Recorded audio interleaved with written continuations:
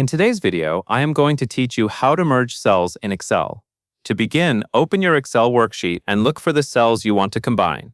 Merging cells is useful when you want to create a larger cell from several neighboring cells, often for a title, header, or label that needs to stretch across multiple columns. Before you merge anything, make sure the cells are next to each other because this tool is designed for adjacent cells only. Start by clicking and dragging your mouse across the cells you want to merge. As you drag, Excel will highlight the selected area. Take a moment to confirm that you have selected the correct range. This is important because the merge command will apply to everything in that highlighted section. If you accidentally select too many cells, simply click away and try again. Once your cells are selected, move your attention to the top of the Excel window and click the Home tab in the menu bar. This tab contains many of the most commonly used formatting tools, including the merge option we need here. After that, look toward the middle of the toolbar ribbon for the alignment group.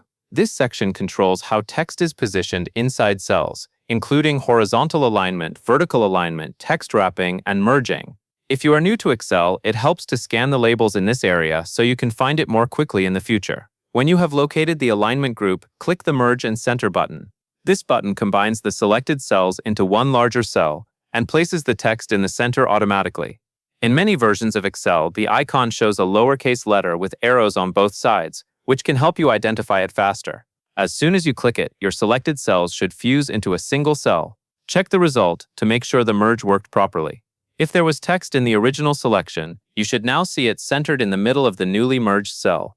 This gives your spreadsheet a cleaner and more organized appearance, especially for headings.